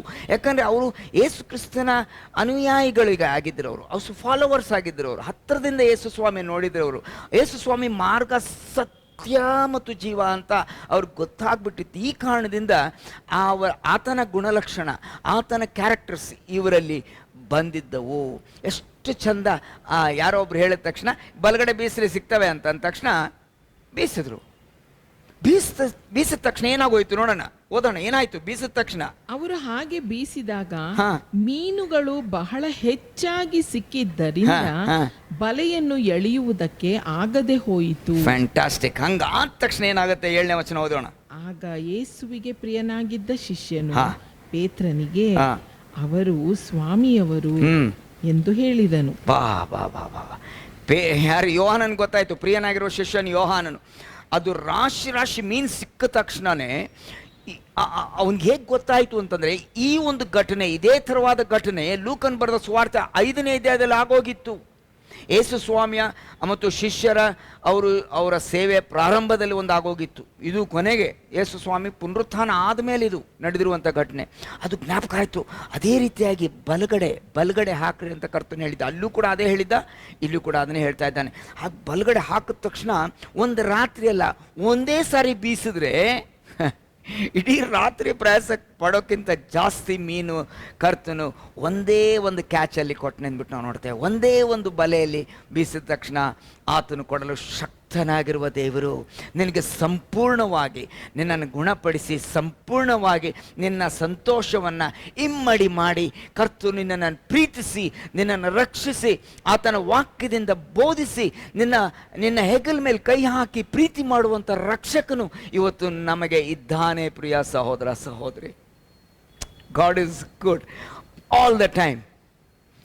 ನಾಟ್ ಆನ್ ದ್ಯಾಟ್ ಮಾರ್ನಿಂಗ್, ಆ ಮುಂಜಾನೆ ವೇಳೆ ಮಾತ್ರ ಅಲ್ಲ, ಆದರೆ ಇವತ್ತು ನೆನ್ನೆ ಇದ್ದಂತೆ ಎಂದೆಂದಿಗೂ ಏಸು ಹಾಗೇ ಇರ್ತಾನಂತೆ. ನೆನ್ನೆ ಇವತ್ತು ಎಂದೆಂದಿಗೂ ಏಸು ಹಾಗೇ ಇರ್ತಾನೆ. ಆತನ ಬಲ ಶ್ರೇಷ್ಠವಾಗಿರುವಂಥ ಒಂದು ಬಲ ಅಂದ್ಬಿಟ್ಟು ನಾವು ನೋಡ್ತೇವೆ. ಇಷ್ಟು ಮೀನು ಸಿಕ್ಕ ತಕ್ಷಣ ಯೋಹಾನನು ಹೊಡೆದಿರ್ಬೇಕು ಯಾರಿಗೆ? ಪೇತ್ರನಿಗೆ ಹಿಂಗೆ ಹೊಡೆದು, ಏಯ್ ನೋಡಿದ ಯೇಸು ಸ್ವಾಮಿ ಕರ್ತನು. ಇದು ಯಾಕೆ ಇಷ್ಟೊಂದು ಹೇಳ್ತಾ ಇದ್ದೀನಿ ಅಂತ, ಒಂದು ಆ್ಯಕ್ಷನ್ ಮಾಡಿ ಹೇಳ್ತಾ ಇದ್ದೀನಿ ಅಂತಂದ್ರೆ ಯಾಕೆ ಗೊತ್ತೇನೋ? ಯಾಕಂದರೆ ನಮಗೆ ಪ್ರಾರ್ಥನೆ ಮನವಿಗಳು ಬರ್ತದೆ, ಪಾಸ್ಟ್ರೆ ದಯವಿಟ್ಟು ನಮಗೆ ಈ ಒಂದು ಸ್ವಲ್ಪ ಅನಾರೋಗ್ಯ ಇದೆ, ಒಂದು ಸ್ವಲ್ಪ ಪ್ರೇಯರ್ ಮಾಡಿರಿ ಅಂತ. ಪ್ರೇಯರೆಲ್ಲ ಮಾಡಿ ಆದಮೇಲೆ ಒಂದು ಸಹೋದರಿ ನನಗೆ ಅದು ಪ್ರಾರ್ಥನೆಗೋಸ್ಕರ ಮನವಿ ಕೊಟ್ಟಿದ್ದರು. ಆಮೇಲೆ ಕೆಲವು ದಿವಸಗಳಾದಮೇಲೆ ಭೇಟಿ ಆದಮೇಲೆ ಅವ್ರು ಹೀಗೆ ಹೇಳಿದ್ರು ಅಂತಂದರೆ, ಹೇಗಿದೆ ಸಿಸ್ಟರ್ ಈಗ ಅಂತ ಕೇಳಿದ ಮೇಲೆ ಅವ್ರು ಏನಂದ್ರು ಗೊತ್ತಾ? ಆ ಡಾಕ್ಟ್ರ್ ಹತ್ರ ಹೋದೆ, ಒಂದು ಮಾತ್ರೆ ಕೊಟ್ಟರು ನಿಂತೋಯ್ತು ಅಂತ. ಮಾತ್ರೆ ಕೊಟ್ಟದ್ದು ಬೇರೆ ವಿಷಯ, ಆದರೆ ಹೇಳ್ತಿರೋದೇನಂತಂದರೆ, ಅಂದರೆ ವೈದ್ಯಕೀಯ ಒಂದು ಹುದ್ದೆಯನ್ನು ನಾನು ಕೆಳಗಿಳಿಸ್ತಾ ಇಲ್ಲ, ಆದರೆ ಏನು ಹೇಳ್ತಿದ್ದೀನಿ ಅಂತಂದರೆ, ಪ್ರಾರ್ಥನೆ ಮಾಡಿದಾಗ ದೇವರು ಮುಟ್ಟಿದ್ದಾನೆ ಅನ್ನುವಂಥ ವಿಶೇಷವಾದ ಸತ್ಯವನ್ನು you attribute the miracle to the miracle worker, ಅಂದರೆ ಅದ್ಭುತವನ್ನು ಮಾಡಿರುವಂಥ ಯೇಸು ಸ್ವಾಮಿಗೆ ಅದನ್ನು ಸಲ್ಲಿಸಬೇಕು. ಗೌರವ, ಆತನಿಗೆ ಮಹಿಮೆ ಕೊಡುವಂಥವರಾಗಿರಬೇಕು. ಇಮ್ಮಿಡಿಯೇಟ್ ಆಗಿ ಗೊತ್ತಾಗ್ಬಿಡ್ತು ಅವನಿಗೆ, ಇದು ಯೇಸು ಸ್ವಾಮಿಯಿಂದನೇ ಆಗಿರುವಂಥದ್ದು, ನಮ್ಮ ಸ್ವಪ್ರಯತ್ನದಿಂದ ಇಡೀ ರಾತ್ರಿ ಖಾಲಿ ಬಲೆ ತೊಗೊಂಡಿದ್ದೀವಿ ನಾವಂತ. Why don't you try Jesus? Yesu ಕ್ರಿಸ್ತನನ್ನು ಯಾಕೆ ನೀವು ಈ ರೀತಿಯಾಗಿ ಕೇಳಬಾರ್ದು? ಈ ರೀತಿಯಾಗಿ ನಿಮ್ಮ ಸ್ಥಿತಿಯನ್ನು ಕರ್ತನಿಗೆ ಹೇಳಬಾರ್ದು. ಕರ್ತನು ನಿಮ್ಮನ್ನು ಬಲಪಡಿಸ್ತಾನೆ. 9ನೇ ವಚನಕ್ಕೆ ಬರೋಣ. 7ನೇ ವಚನವನ್ನು ನೋಡಿಕೊಳ್ಳೋಣ. 7ನೇ ವಚನವನ್ನು ನೋಡಿಕೊಳ್ಳೋಣ. ಆಗ ಯೇಸುವಿಗೆ ಪ್ರಿಯನಾಗಿದ್ದ ಶಿಷ್ಯನು ಪೇತ್ರನಿಗೆ ಅವರು ಸ್ವಾಮಿಯವರು ಎಂದು ಹೇಳಿದನು. ಆಮೇಲೆ ಸ್ವಾಮಿಯವರೆಂದು ಸೀಮೋನ ಪೇತ್ರನು ಕೇಳಿ ಮೈಮೇಲೆ ಬಟ್ಟೆ ಇಲ್ಲದವನಾಗಿದ್ದರಿಂದ ಒಲ್ಲಿಯನ್ನು ಸುತ್ತಿಕೊಂಡು ಸಮುದ್ರದಲ್ಲಿ ಧುಮುಕಿದನು. ದಡವು ದೂರವಾಗಿರದೆ ಹೆಚ್ಚು ಕಡಿಮೆ 200 ಮೊಳದಲ್ಲಿದ್ದರಿಂದ ಉಳಿದ ಶಿಷ್ಯರು ಮೀನು ತುಂಬಿದ ಆ ಬಲೆಯನ್ನು ಎಳೆಯುತ್ತಾ ದೋಣಿಯಲ್ಲಿಯೇ ಬಂದರು. ಅವರು ಭೂಮಿಗೆ ಇಳಿದಾಗ ಕೆಂಡಗಳನ್ನು, ಅವುಗಳ ಮೇಲೆ ಇಟ್ಟಿದ್ದ ಮೀನುಗಳನ್ನು ರೊಟ್ಟಿ ಸಹಿತವಾಗಿ ಕಂಡರು. ನೋಡ್ರಿ ಎಷ್ಟು ಚೆನ್ನಾಗಿದೆ. ಇಲ್ಲಿ ಏನಾಗಿದೆ ಅಂತಂದರೆ, ಅವರು 153 ಮೀನು, ಆಮೇಲೆ ಕೌಂಟ್ ಮಾಡಿದ್ರು ಬಿಡಿ, 153 ಮೀನು ಸಿಕ್ತವ್ರಿಗೆ. ಆಮೇಲೆ ಕರ್ತನು ಅದನ್ನು ದಯಪಾಲಿಸಿದ. ಆಮೇಲೆ ಬಲೆಗಳನ್ನು ಹಾಗೆ ಎಳ್ಕೊಂಡು ಬಂದರು, ನೀರಲ್ಲೇ ಎಳ್ಕೊಂಡು ಬಂದ್ರು. ಹಾಗೆ ದೋಣಿ ಒಳಗೆ ತೊಗೊಳ್ಳಿಲ್ಲ ಅನಿಸುತ್ತೆ, ಅದನ್ನು ಹಾಗೆ ಎಳ್ಕೊಂಡು ಬಂದ್ರು. ಅದು ಈಸಿಯಾಗಿ ಬರ್ತದೆ, ಆರ್ಕಿಮಿಡಿಸ್ ಪ್ರಿನ್ಸಿಪಲ್ ಅದು. ಸರಿ, ಹಾಗಾದ್ರೆ ನೀರೊಳಗಿದ್ರೆ ನಿಧಾನಕ್ಕೆ ಹಾಗೆ ಎಳ್ಕೊಂಡ್ಬಂದರು. ವೆಯ್ಟ್ ಏನು ಕಾಣಲಿಲ್ಲ, ತೊಗೊಂಡು ಬಂದರು. ಆದರೆ ಇವನು ಯಾರು? ಪೇತ್ರನು ಫುಲ್ ಡೈ ಹೊಡೆದು ಬಿಟ್ಟಿದ್ದಾನೆ. ಬಟ್ಟೆ ಹಾಕ್ಕೊಂಡಿದ್ದ ಅವನು, ಒಂದು ಶಾರ್ಟ್ ಸಿಕ್ತು ಅವನಿಗೆ. ಅವನು ಅಷ್ಟು ಗೌರವ ಕೊಡೋದಕ್ಕೆ ಏನು ಮಾಡಿದ, ಮೇಲಿರುವಂಥ ಮೇಲಂಗಿಯನ್ನು ಹಾಕ್ಕೊಂಡು ಒಲ್ಲಿಯನ್ನು ಸುತ್ತಕೊಂಡು ಕ್ಲೀನಾಗಿ ಡೈ ಹೊಡೆದು ಬಿಟ್ಟಾಯಿತು. ಇಂಥ ಸ್ವಿಮ್ಮಿಂಗ್ ಮಾಡಿದವ್ರು ಇಂಥವ್ರು ನೋಡಿಲ್ಲ ನಾನು. ಆದರೆ ಅವ್ನು ಡೈ ಹೊಡಿಯೋದ್ರಲ್ಲಿ ಕೂಡ ಒಂದು ಉದ್ದೇಶ ಅಂತ ನಾವು ನೋಡ್ತಾ ಇದ್ವಿ. ಯಾಕಂದರೆ ಯೇಸು ಸ್ವಾಮಿ ಅವನು ಒಲ್ಲಿಯನ್ನು ಸುತ್ತಿಕೊಳ್ಳುವಾಗ, ಪೇತ್ರ ಮಾಡಬೇಡ, ಚಳಿ ಇದೆ ಕಣೋ, ಮಾಡಬೇಡ ಅಂತ ಹೇಳ್ಬೋದಾಗಿತ್ತು. ಆದರೆ ಯೇಸು ಸ್ವಾಮಿ ಆತನು ಆ ರೀತಿಯಾಗಿ ಹೇಳಲಿಲ್ಲ. God observes our moments in life. ದೇವರು ಕರ್ತನು ತಾನೇ ನಮ್ಮ ಎಲ್ಲ ಕ್ರಿಯೆಗಳಲ್ಲಿ ಆತನು ಇನ್ವಾಲ್ವ್ ಆಗಿದ್ದಾನೆ ಅಂದ್ಬಿಟ್ಟು ನಾವು ನೋಡ್ತೇವೆ. ಡೈ ಹೊಡ್ಕೊಂಡು ಬಂದ ತಕ್ಷಣ ಇವರು ಬಂದರು. ಆಮೇಲೆ ಆಗಲೇ ಬ್ರೇಕ್ಫಾಸ್ಟ್ ರೆಡಿ ಇತ್ತು. ಅದಕ್ಕೆ ನಾನು ಭಾಳ ಪ್ರೀತಿಯಿಂದ ನಾನು ಆ ಒಂದು ಬ್ರೇಕ್ಫಾಸ್ಟ್ಗೆ ಏನಂತ ಹೇಳಿ ಹೆಸರಿಟ್ಟಿದ್ದೀನಿ ಅಂದರೆ ಜೀಸಸ್ ಡಾಬಾ ಅಂತ, ಯೇಸು ಸ್ವಾಮಿ ಡಾಬಾ. ಆಗಲೇ ಬ್ರೇಕ್ಫಾಸ್ಟ್ ಕುಕ್ ಮಾಡಿಬಿಟ್ಟಿದ್ದಾನೆ. ಎಂಥ ಪ್ರೀತಿ ರೀ, ಫುಲ್ ನೈಟ್ ಪ್ರಯಾಸ ಪಟ್ಟಿದ್ದಾರೆ, ಹೊಟ್ಟೆ ಬೇರೆ ಹಸ್ತಿದೆ. ಅದಕ್ಕೆ ಮಕ್ಕಳಿರ ಅಂದಮೇಲೆ ಏನೋ ಈ ತಂದೆ ಏನೋ ಸ್ಥಾನದಲ್ಲಿ ನಿಂತಿರುವಂಥ ಯೇಸು ಸ್ವಾಮಿ ನೋಡಬೇಕಾದ್ರೆ ಅದು ದಯಪಾಲಿಸ್ತಾನೆ. ಹೇಗೆ ಯಾರು ಕುಕ್ ಮಾಡಿದ್ರು ಆತನೇ ಅದನ್ನು ಬೇಯಿಸಿಟ್ನೋ ಅಥವಾ ಹೇಗೋ ಏನೋ ಗೊತ್ತಿಲ್ಲ ನಮಗೆ. ಒಂದಂತೂ ಸತ್ಯ ಏನಂತಂದರೆ, ನಾನು ಮೀನು ಹಿಡಿದ ಮೇಲೆ ತೊಗೊಂಡು ಬಂದಮೇಲೆ ದೇವ್ರು ಕೆಲಸ ಮಾಡ್ತಾನೆ ಅಂತಲ್ಲ ಹೇಳ್ತಾನೆ ಕರ್ತನ. ನೀವು ಹಿಡಿದಿರುವಂಥದ್ರಲ್ಲಿ ಕೆಲವು ತನ್ರಿ ಅಂತ ಹೇಳ್ತಾನೆ, ಅದು ಬೇರೆ ವಿಷಯ. ಆದರೆ ಮೊದಲೇ ಸಿದ್ಧವಾಗಿತ್ತು. ಅಂದರೆ ನಾವು ನಮ್ಮ ಬಲದಿಂದ ನಾವು ಜೀವಿಸ್ತಾ ಇದ್ದೀವಿ ಅಂದರೆ ತಪ್ಪು. ನನಗೆ ಗೊತ್ತು, ಅನೇಕ ಬಿಸ್ನೆಸ್ ಮೆನ್ ಇದ್ದಾರೆ, ಅವ್ರವ್ರ ಕಥೆಗಳನ್ನ ಹೇಳ್ತಾರೆ ನನಗೆ ಬಂದು. ಫೋನ್ ಮೇಲಾದರೂ ಹೇಳ್ತಾರೆ ಅಥವಾ ವ್ಯಕ್ತಿಗತವಾಗಿ ಸಿಕ್ಕಾಗ ಹೇಳ್ತಾರೆ. ಮೊನ್ನೆ ನಾನು ಹಾಸನ್ಗೆ ಹೋಗಿದ್ದೆ, ಅಲ್ಲೂ ಕೂಡ ಒಬ್ಬರು ಹೇಳ್ತಾಯಿದ್ರು, ಬ್ರದರ್ ಹೀಗಾಯಿತು ಅಂತ. ನಾನು ಅಷ್ಟು ಟ್ರೈ ಮಾಡಿದೆ ಬ್ರದರ್, ಆದರೆ ನನಗೆ ಅನಿಸ್ತದೆ ಪ್ರಾರ್ಥನೆ ಮಾಡಲಿಲ್ಲ ಅಂತ ಅನಿಸ್ತದೆ ಅಂತಂತಂದರು. ನಾನು ಆ ಪಾಯಿಂಟನ್ನು ಕ್ಯಾಚ್ ಮಾಡಿದೆ. ನಾನು ಹೇಳಿದೆ, ಹೌದು ಬ್ರದರ್, ಪ್ರಾರ್ಥನೆ ಮಾಡಿ ಇದು ಮಾಡಬೇಕೋ ಬೇಡವೋ ಅದನ್ನು ತಿಳ್ಕೊಳ್ಳಿ. ಯಾಕಂದರೆ ಎಂಡ್ ರಿಸಲ್ಟ್ ಯಾರಿಗೆ ಗೊತ್ತು? ಯೇಸು ಸ್ವಾಮಿಗೆ ಗೊತ್ತು. ಮುಂದಿನ ಅದು ಪ್ರಾಫಿಟೋ ಲಾಸೋ ಅಥವಾ ಸಮಸ್ಯೆ ಏನಾಗುತ್ತೋ, ಬಿಸ್ನೆಸ್ಸೋ, ಪಾರ್ಟ್ನರ್ಶಿಪ್ ಪ್ರಾಬ್ಲಮ್ಮೋ ಎಲ್ಲ ಕರ್ತನಿಗೆ ಗೊತ್ತಿದೆ. ಅದಕ್ಕೋಸ್ಕರ ಪ್ರಾರ್ಥನೆ ಮಾಡಿ ಪ್ರಾರಂಭ ಮಾಡಿರಿ. ನಾವು ಕೂಡ ಮನೆಯಿಂದ ಹೊರಡೋಕ್ಕಿಂತ ಮುಂಚೆ ವಾಹನದಲ್ಲಿ ಕೂತ್ಕೊಂಡ ತಕ್ಷಣವೇ ಒಂದು ಪ್ರಾರ್ಥನೆ. ಇದು ಮಂತ್ರ ಅಲ್ಲ, ಇದು ಒಂದು ರೂಢಿ ಅಲ್ಲ, ಆದರೆ ಇದು ಒಂದು ಆಶೀರ್ವಾದ. ದೇವರೇ, ನಮ್ಮ ವಾಹನದಲ್ಲಿ ಇದ್ದೀನಿ, ನಾಮಕ್ಕೆ ಸ್ತೋತ್ರ, ನಮ್ಮನ್ನು ನಡೆಸು, ನೀನೇ ಚಾಲಕನಾಗಿ ನಮ್ಮನ್ನು ನಡೆಸು. ನಮ್ಗೆ ಎಷ್ಟೇ ಗೊತ್ತಿರ್ಬೋದು, ಹಿಂಗೆ ಟರ್ನ್ ಮಾಡ್ಬೋದು, ನಾವು ಹಿಂಗೆ ಹೋಗ್ಬಿಡ್ಬೋದು ನಾವು. ಆದರೆ ಕರ್ತನು ನಮ್ಮೊಂದಿಗಿದ್ದಾಗ we involve Jesus in our life. ಪ್ರತಿಯೊಂದರಲ್ಲಿ, ಓದುವಂಥ ವಿಷಯದಲ್ಲಿ, ಮತ್ತು ಅಷ್ಟೇ ಅಲ್ಲ, ನಿನ್ನ ಪ್ರತಿದಿನದ ಕ್ರಿಸ್ತಿಯ ಜೀವನಕ್ಕೆ ಆತನು ಸಹಾಯ ಮಾಡಲು ಶಕ್ತನಾಗಿದ್ದಾನೆ. ಆಮೇಲೆ ಏನಾಗೋಯ್ತು, ಅಲ್ಲಿ ಬಂದು ಅವರು ಕೂತ್ಕೊಂಡ್ರು, ಊಟ ಮಾಡಿದ್ರು. ಮತ್ತು 9ನೇ ವಚನದಲ್ಲಿ ಹೀಗೆ ನೋಡ್ತೀವಿ ಅಂದರೆ, ಅಲ್ಲಿಯೇ ಒಂದು ಕೆಂಡ ಇತ್ತು ಅಂತ ನೋಡ್ತಾ ಇದ್ದೀವಲ್ಲ. ಓದೋಣ 9ನೇ ವಚನ. ಅವರು ಭೂಮಿಗೆ ಇಳಿದಾಗ ಕೆಂಡಗಳನ್ನು, ಅವುಗಳ ಮೇಲೆ ಇಟ್ಟಿದ್ದ ಮೀನುಗಳನ್ನು ರೊಟ್ಟಿ ಸಹಿತವಾಗಿ ಕಂಡರು. ಯಾರು ನೆನ್ಕೊಂಡು ಬಂದಿರೋದು? ಸ್ವಿಮ್ಮಿಂಗ್ ಮಾಡ್ಕೊಂಡು ಬಂದಿರೋರು ಪೇತ್ರ. ನನಗನ್ನಿಸ್ತ ತಣ್ಣ ಗಾಳಿ ಇತ್ತು ಅಲ್ಲ, ಅಷ್ಟು ಬೆಳಿಗ್ಗೆ. ಬೇರೆ ಬಟ್ಟೆ ಬೇರೆ ಹಾಕೊಂಡ್ಬಿಟ್ಟಿದ್ದಾನೆ. ಯೋಹಾನ್ಗೋ ಅಥವಾ ಯಾರಿಗೋ ತೋಮನ್ ಕೇಳ್ತಿರ್ಬೋದು, ನಿಂದ ಒಂದು ಸ್ವಲ್ಪ ಶರ್ಟ್ ಕೊಡೋ ಅಂತ. ಅಲ್ಲ, ನೀನು ಫುಲ್ ಎಲ್ಲ ಹಾಕ್ಕೊಂಡು ಯಾಕೋ ಎಗರಕ್ಕೆ ಹೋಗಿದ್ದೆ, ಫುಲ್ ನೋಡಿ ಇವಾಗ ಚಳಿ ಆಗ್ತಾಯಿದೆ ನಿನಗೆ ಅಂತ ಅನಿಸ್ತದೆ. ಅಲ್ಲಿ ಕೆಂಡ ಇತ್ತಲ್ಲ, ಬೆಂಕಿ ಕೆಂಡ ಇತ್ತಲ್ಲ, ಅಲ್ಲಿ ಹೋಗಿ ಕೂತ್ಕೊಂಡಿರ್ಬೇಕು ಅವನು, ಚಳಿ ಕಾಯಿಸ್ಕೊತಾ ಇರಬೇಕು. ಪ್ರಿಯ ಸಹೋದರ ಸಹೋದರಿ, ಕೇಳಿಸ್ಕೊಳ್ಳಿ. ಈ ಪೇತ್ರನ ವಿಷಯದಲ್ಲಿ ನೀವು ಒಂದು ಕೆಲಸ ಮಾಡಿ. ಆತನು ಪೇತ್ರನಿಗೆ ಸಂಬೋಧಿಸಿರುವಂಥದ್ದು ಇಲ್ಲಿ ನಾವು ನೋಡಬೇಕಾಗಿದ್ರೆ 22 ಸಾರಿ ಈ ಅಧ್ಯಾಯದಲ್ಲಿ ಪೇತ್ರನ ಹೆಸರು ಬರ್ತದೆ. 22 ಸಾರಿ. ಮೀನು ಹಿಡಿಯಕ್ಕೆ ಹೋಗ್ತೀನಿ ಅಂದವನು ಯಾರು? ಪೇತ್ರ. ಸ್ಟಾರ್ಟ್ ಮಾಡಿದವನು ಯಾರು? ಪೇತ್ರ.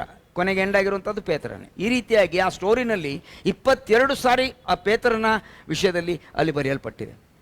ಹಾಗಾದರೆ ಆ ಒಂದು ಕೆಂಡದ ಹತ್ರ ಬಂದು ಕೂತ್ಕೊಂಡ ತಕ್ಷಣ ಅವನಿಗೇನು ನೆನಪಾಗಿರಬೇಕು? ಕೆಲವು ದಿವಸಗಳ ಹಿಂದೆ 18 ಓದೋಣ. ಯೋಹಾನ್ ಬರೆಸುವಾರ್ತೆ ಅದೇ 18 18ನೇ ವಚನದಲ್ಲಿ ಹೀಗೆ ನೋಡ್ತೀವಿ. ಏನಂತಂದರೆ, ಆಗ ಚಳಿಯಾಗಿದ್ದರಿಂದ ಆಳುಗಳು, ಓಲೇಕಾರರು ಇದ್ದಲ್ಲಿನ ಬೆಂಕಿ ಮಾಡಿ ಚಳಿ ಕಾಸಿಕೊಳ್ಳುತ್ತಾ ನಿಂತಿರಲಾಗಿ ಪೇತ್ರನು ಅವರ ಸಂಗಡ ನಿಂತುಕೊಂಡು ಚಳಿ ಕಾಸಿಕೊಳ್ಳುತ್ತಿದ್ದನು. ಪೇತ್ರನು ಕೂಡ ಚಳಿ ಕಾಯಿಸ್ಕೊತ ಇದ್ದಂತೆ. ಎಲ್ಲಿ? 3 ದಿವಸದ ಹಿಂದೆ, 3-4 ದಿವಸದ ಹಿಂದೆ ಇದು ನಡೀತಾ ಇತ್ತು ಕೆಲಸ. ಅಂದರೆ ಯೇಸು ಸ್ವಾಮಿಯನ್ನು ಹಿಡಿದಾಗ ಇವನು ಅಲ್ಲಗಳದ್ನಲ್ಲ 3 ಸಾರಿ, ಅಲ್ಲಗಳದ ಅವನು 3 ಸಾರಿ. ಯೇಸು ಕ್ರಿಸ್ತ ನನಗೆ ಗೊತ್ತೇ ಇಲ್ಲ ಅಂತ. ಒಬ್ಬಳಿಗೆ ಹೇಳೋದು, ನೀನೇನು ಮಾತಾಡ್ತಾ ಇದೆಯೋ ನನಗೆ ಗೊತ್ತೇ ಆಗೋದಿಲ್ಲ ಅಂದ್ಬಿಟ್ಟ. ನೀನು ಗಲೀಲಾ ಇರುವಂತೆ ಕಾಣ್ತದೆ, ನಿನ್ನ ಭಾಷೆನೇ ನೋಡಿದ್ರೆ ಗಲೀಲಾ ಥರ ಕಾಣ್ತದೆ ಅಂತ. ಈ ಕನ್ನಡ ಮಾತಾಡ್ಕೊಂಡು ಬಂದರೆ ಎಂತ ಮಾಡಿದ್ದು ಅಂದ ತಕ್ಷಣ ಗೊತ್ತಾಗತ್ತಾನೆ ಇವರು ಕೋಸ್ಟಲ್ ಕಡೆಯವರು ಅಂತ, ಮಂಗಳೂರು ಕಡೆಯವರು ಅಂತ. ಯಾಕಪ್ಪ ಹ್ಯಾಂಗೆ ಕಾಣ್ತೈತಿ ಅಂತಂದರೆ ಇವರು ಧಾರವಾಡ ಹುಬ್ಬಳ್ಳಿ ಕಡೆಯವರು. ಈಗ ಗೊತ್ತಾಗ್ಬಿಡುತ್ತೆ, ಭಾಷೆಯಲ್ಲಿ ಗೊತ್ತಾಗ್ಬಿಡುತ್ತೆ, ಅದು ಬಿಡುತ್ತೆ, ಅದು ಬರುತ್ತೆ ಅದು ಈಚೆ. ಅದಕ್ಕೋಸ್ಕರ ಹಂಗಂದ ತಕ್ಷಣ ಪೇತ್ರ ನೀನೇನು ಮಾತಾಡ್ತಾ ಇದೆಯಾ ಗೊತ್ತಾಗ್ತಿಲ್ಲ ನನಗೆ. ಹಾಗಾದರೆ ಆ ಒಂದು ಈ ಇದರಲ್ಲಿ ಹೊಸ ಒಡಂಬಡಿಕೆಯಲ್ಲಿ ಎರಡು ಕಡೆ ಈ ಕೆಂಡದ ವಿಷಯದಲ್ಲಿ ಬರೆಯಲ್ಪಟ್ಟಿದೆ. ಒಂದು ಇಲ್ಲಿ, ಒಂದು ಅಲ್ಲಿ. ಅಂದರೆ 18:18 ಯೋಹಾನ್ ಬರೆಸುವ ವಾರ್ತೆ ಮತ್ತು 21ನೇ ಅಧ್ಯಾಯ ಮತ್ತು ಅದರ 9ನೇ ವಚನದಲ್ಲಿ. ಹಾಗಾದರೆ ಅಲ್ಲಿ ಎರಡೂ ಕಡೆಗೆ ಒಂದು ದೊಡ್ಡ ಕಾರ್ಯ ನಡೀತಾ ಇದೆ. ಒಂದು ಕಾರ್ಯ ಏನಂತ ಅಂದರೆ ಯೇಸು ಕ್ರಿಸ್ತನನ್ನು ಅಲ್ಲಗಳೆದಿರುವಂಥದ್ದು. ಆಮೇಲೆ ಯೇಸು ಕ್ರಿಸ್ತನು ಪುನರುತ್ಥಾನ ಆದಮೇಲೆ ಭೇಟಿಯಾಗಿ ಆ ಮೀನಿನ ಕಥೆ ಎಲ್ಲ ಆಯ್ತು ಬಿಡಿ, ಸಹಾಯ ಮಾಡ್ತಾನೆ, ಆಶೀರ್ವದಿಸಿದಾನೆ, ಎಲ್ಲ ಮಾಡಿದ್ದಾನೆ, 153 ಸಿಕ್ಕಿದೆ, ಮೀನುಗಳು ಸಿಕ್ಕಿದೆ, ಫೈನ್, ಎಲ್ಲ ಆಯಿತು. ಆಮೇಲೆ ಅವರು ಕೂತ್ಕೊಂಡಾಗ ನನಗನ್ನಿಸ್ತದೆ ಪೇತ್ರನೊಂದಿಗೆ ಕರ್ತನು ವಿಶೇಷವಾದ ರೀತಿಯಾಗಿ ನಿರ್ದಿಷ್ಟವಾಗಿ ಡೈರೆಕ್ಟಾಗಿ ಪೇತ್ರನೊಂದಿಗೆ ಮಾತನಾಡೋದಕ್ಕೆ ಪ್ರಾರಂಭ ಮಾಡ್ತಾನೆ. ಮುಂದಿನ ಅಧ್ಯಾಯವನ್ನು, ಮುಂದಿನ ಭಾಗಗಳನ್ನು ನೀವು ಓದಿಕೊಳ್ಳ್ರಿ ದಯವಿಟ್ಟು. ಯಾಕಂದ್ರೆ ನಾನು ಬೈಬಲ್ ಟೀಚರ್ ಅಲ್ವಾ, ಟೀಚರ್ ಹೋಮ್ವರ್ಕ್ ಕೊಡ್ತಾರೆ, ದಯವಿಟ್ಟು ಆ ಮುಂದಿನ ಭಾಗವನ್ನು ಓದಿಕೊಳ್ಳ್ರಿ. ಯಾಕಂತಾನೆ ಯೇಸು ಕ್ರಿಸ್ತನು ಅವನಿಗೆ ಎಷ್ಟು ಪ್ರಶ್ನೆಗಳನ್ನು ಕೇಳ್ತಾನೆ ಗೊತ್ತಾ? 3 ಸಾರಿ ಕೇಳ್ತಾನೆ, 3 ಪ್ರಶ್ನೆಗಳನ್ನು ಕೇಳ್ತಾನೆ. ಏನಂತ ಕೇಳ್ತಾನೆ ನೋಡ, ಒಂದು ನೋಡ್ಬಿಡೋಣ, 15ನೇ ವಚನ ಓದಿಬಿಡೋಣ. ಅವರು ಊಟ ಮಾಡಿದ ಮೇಲೆ ಯೇಸು ಸೀಮೋನ ಪೇತ್ರನನ್ನು, ಯೋಹಾನನ ಮಗನಾದ ಸೀಮೋನನೇ, ನೀನು ಇವರಿಗಿಂತ ಹೆಚ್ಚಾಗಿ ನನ್ನ ಮೇಲೆ ಪ್ರೀತಿ ಇಟ್ಟಿದ್ದೀಯೋ ಎಂದು ಕೇಳಲು ಅವನು, ಹೌದು ಸ್ವಾಮಿ, ನಿನ್ನ ಮೇಲೆ ಮಮತೆ ಇಟ್ಟಿದ್ದೇನೆಂಬುದನ್ನು ನೀನೇ ಬಲ್ಲೆ ಅಂದನು. ಆತನು ಅವನಿಗೆ, ನನ್ನ ಕುರಿ ಮರಿಗಳನ್ನು ಮೇಯಿಸು ಎಂದು ಹೇಳಿದನು. ಆತನು ತಿರುಗಿ 2ನೆಯ ಸಾರಿ ಅವನನ್ನು, ಯೋಹಾನನ ಮಗನಾದ ಸೀಮೋನನೇ, ನನ್ನ ಮೇಲೆ ಪ್ರೀತಿ ಇಟ್ಟಿದ್ದೀಯೋ ಎಂದು ಕೇಳಲು ಅವನು, ಹೌದು ಸ್ವಾಮಿ, ನಿನ್ನ ಮೇಲೆ ಮಮತೆ ಇಟ್ಟಿದ್ದೇನೆಂಬುದನ್ನು ನೀನೇ ಬಲ್ಲೆ ಅಂದನು. ಆಮೇಲೆ ಆತನು ಅವನಿಗೆ, ನನ್ನ ಕುರಿಗಳನ್ನು ಕಾಯಿ ಎಂದು ಹೇಳಿದನು. ಆತನು 3ನೆಯ ಸಾರಿ, ಇದನ್ನು ಸ್ವಲ್ಪ ಕೇಳಿಸ್ಕೊಳ್ಳಿ, ಆತನು 3ನೇ ಸಾರಿ, ಯೋಹಾನನ ಮಗನಾದ ಸೀಮೋನನೇ, ನನ್ನ ಮೇಲೆ ಮಮತೆ ಇಟ್ಟಿದ್ದೀಯೋ ಎಂದು ಕೇಳಿದನು. 3ನೆಯ ಸಾರಿ ಆತನು, ನನ್ನ ಮೇಲೆ ಮಮತೆ ಇಟ್ಟಿದ್ದೀಯೋ ಎಂದು ತನ್ನನ್ನು ಕೇಳಿದ್ದಕ್ಕೆ ಪೇತ್ರನು ದುಃಖಪಟ್ಟು 3ನೇ ಸಾರಿ ಯಾಕೆ ಕೇಳಿದ ಕರ್ತನು? ಯಾಕಂದ್ರೆ 3 ಸಾರಿ ಬೊಂಕಿದ್ದ. ಆ 3 ಸಾರಿ ಬೊಂಕಿದ್ದು 3 ಬರ್ತಾ ಇದೆ ಅವನಿಗೆ. ಅಪ್ಪ, ಇದು ಎಲ್ಲಿ ಬೊಂಕ್ಬಿಟ್ಟಿದೆ, ನಾನು ಯೇಸು ಕ್ರಿಸ್ತನನ್ನು ಬಿಟ್ಕೊಟ್ಬಿಟ್ಟಿದ್ದೇನೆ ಎಲ್ಲರ ಮುಂದೆ, ಎಂಥ ದ್ರೋಹಿ ಆಗಿಬಿಟ್ಟಿದೆ ನಾನು, ಇದೆಲ್ಲ ಬರ್ತಿರ್ಬೇಕು ಅವನ ಮನಸ್ಸಿನಲ್ಲಿ, ಕಲ್ಮಶ ಆಗ್ತಿದೆ, ಇದೆಲ್ಲ ಪೂರ್ತಿ ಇದಾಗ್ತಾ ಇದೆ. ಫಸ್ಟ್ ಟೈಮ್ ಕೇಳಿದಾಗ ಗ್ರೀಕ್ ವರ್ಡ್ ಏನು ಹೇಳಲ್ಪಟ್ಟಿದೆ ಗೊತ್ತಾ? ನೀನು ಇವೆಲ್ಲವುಗಳಿಂತ ಅಥವಾ ಇವರೆಲ್ಲರಿಗಿಂತ, ಈ ದೋಣಿಗಿಂತ, ಸಮುದ್ರಗಿಂತ, ಈ ಮೀನಿಗಿಂತ, ಈ ಬೇರೆ ಶಿಷ್ಯರಿಗಿಂತ ನನ್ನನ್ನು ಪ್ರೀತಿಸ್ತೀಯಾ ಅಂತ ಕೇಳ್ತಾನೆ. ಹೌದು ಕರ್ತನೆ, ನಾನು ನಿನ್ನನ್ನು ಇಷ್ಟಪಟ್ಟಿದ್ದೇನೆ ಅಂತ ಹೇಳ್ತಾನೆ. ಗ್ರೀಕ್ ಶಬ್ದದಲ್ಲಿ ಆ ಒಂದು ಸಣ್ಣ ಒಂದು ವರ್ಡ್ ಕೊಡಲ್ಪಟ್ಟಿದೆ. ಅಂದರೆ ಒಂದು ಭಾಳ ಒಂದು ಹಗುರಾಗಿ ಹೇಳ್ತಾನೆ ಅಂತ. ಪ್ರೀತಿ, ನಾನು ನಿನ್ನ ಪ್ರೀತಿಸ್ತೀಯಾ ಅಂತಂದ ತಕ್ಷಣ ಹೌದಪ್ಪ ನಾನು ನಿನ್ನ ಪ್ರೀತಿಸ್ತೀಯ ಅಂತ ಹೇಳಲಿಲ್ಲ, ನನಗೆ ನೀನು ಕಂಡ್ರೆ ನಂಗೆ ಇಷ್ಟ ಅಂತ ಹೇಳ್ತಾನೆ. ಹೌದು, ಇಷ್ಟಪಟ್ಟಿದ್ದೇನೆ ಅಂತ. 2ನೇ ಸಾರಿ ಕೇಳ್ತಾನೆ, ಸ್ವಾಮಿ ನಾನು ಪ್ರೀತಿಸ್ತೀಯ ಅಂತ. 2ನೇ ಸಾರಿನೂ ನಾನು ಇಷ್ಟಪಡ್ತೀನಿ ಅಂತ ಹೇಳ್ತಾನೆ. ಪ್ರೀತಿಸ್ತೀನಿ ಅಂತ ಹೇಳ್ಬೋದಾಗಿತ್ತು, ಆದರೆ ಯೇಸು ಸ್ವಾಮಿ ಏನು ಮಾಡ್ತಾನೆ ಗೊತ್ತಾನೆ? ಪ್ಲೇಟ್ ಚೇಂಜ್ ಮಾಡ್ತಾನೆ. ಪ್ಲೇಟ್ ಚೇಂಜ್ ಮಾಡಿ, ಹೌದಪ್ಪ ನಾನು ಪ್ರೀತಿಸ್ತೀಯಾ ಅಂತ ಕೇಳಿದ್ರೆ ನೀನು ಇಷ್ಟಪಡ್ತೀನಿ ಅಂತ ಹೇಳಿದ್ಯಲ್ಲ 2 ಸಾರಿ, ನಿನ್ನ ಭಾಷೆಯಲ್ಲಿ ಕೇಳ್ತೀನಿ, ಅಟ್ಲೀಸ್ಟ್ ಇಷ್ಟ ಆದರೂ ಪಡ್ತೀಯಾ ಅಂತ ಕೇಳ್ತಾನೆ. 3ನೇ ಸಾರಿ ಪ್ರೀತಿಸ್ತೀಯಾ ಅಂತ ಕೇಳೋದಿಲ್ಲ, ಇಷ್ಟ ಆದರೂ ಪಟ್ಟಿದ್ಯಾ ಅಂತಂದು ಕೇಳ್ತಾನೆ. ಕೇಳಿದ ತಕ್ಷಣ ಅವನಿಗೆ ದುಃಖ ಆಗ್ತದೆ. ಎಂಥ ದ್ರೋಹಿಯಾಗಿದ್ದೆ ನಾ ಮೊದಲು, ಆದರೆ ದೇವರ ನಾಮಕ್ಕೆ ಸ್ತೋತ್ರವಾಗಲಿ, ನನ್ನ ಹಳೆಯ ಒಂದು ಪಾಪವನ್ನು ಕ್ಷಮಿಸಿ ಕರ್ತನು ನನ್ನ ತಿರುಗಿ ಇಲ್ಲಿ ಬಂದು ಜೀವಿಸಿ ನನಗೆ ಬೇಕಾಗಿರುವಂಥ ಅವಶ್ಯಕತೆಗಳನ್ನು ನೀಗಿಸಿ ನನ್ನೊಂದಿಗೆ ಸಂಬೋಧಿಸಿ ಮಾತನಾಡಿದ್ದಾನೆ.